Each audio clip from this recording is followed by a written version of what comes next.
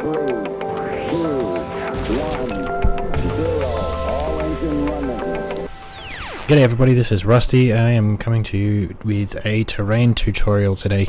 As you can see, I'm just going to drop some bits of terrain down here. You've got a sandy floor from the gallery, from the desert gallery.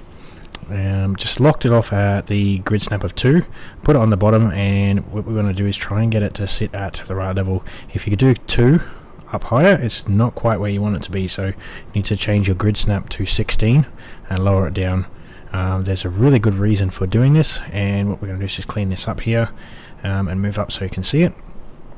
And the flooring will help us build further into our map. So what we want to do is try and align our map for building, not just for aesthetic. So you can see the blend between the terrain piece as well as the flooring actually happens really smoothly here. And we're going to build up so you can see from the ocean level up to the top here. Put a flat floor down and you have exactly where you want it to be for building. Now, having this at this right height will mean that everything will be grid snapped to number 2 and works really well. So what I have done is blow up the terrain pieces to their absolute max, which saves on memory, and laid it out in an island just to be able to work on things.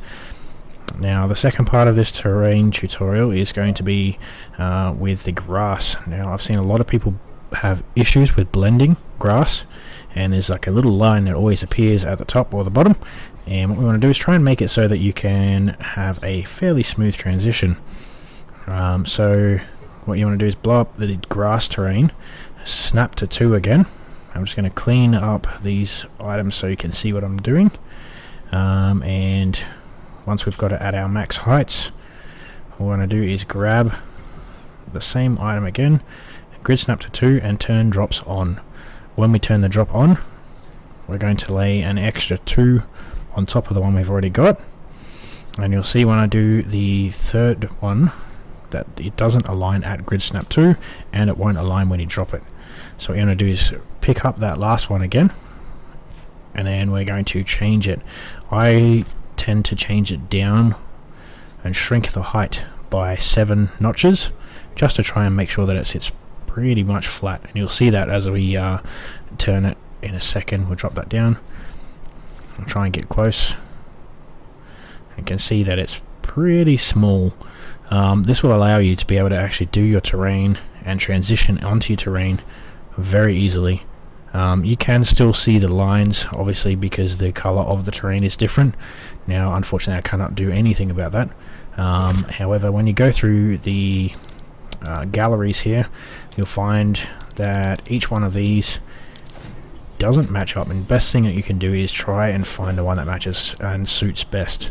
So for the desert biome that we've got with the grass into sand, I found going to the mud terrain, so mud and grass, that is probably the best grass you'll find that matches, and you'll see that in a second. I'll just grab these out and lay them down so you can see for yourself.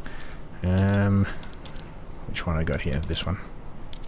This is the one that matches the best, and that's the one that I blew up to maximum size. So easiest way to see, you can see it kind of blends really well at a certain angle. So when the sun hits it at the right angle, it blends really well, and you can barely see any difference at all, and it actually matches the texture on top of those pieces of terrain as well. So you can try and go through and find, obviously there's the same types of terrain that I used with blending into the water. You can do that as well yourself from other types of terrain.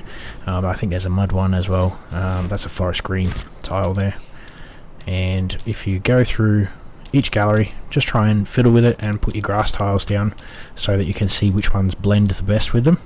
There is also, as you saw in the gallery there, little bits of grass that you can use to help blend your lines as well.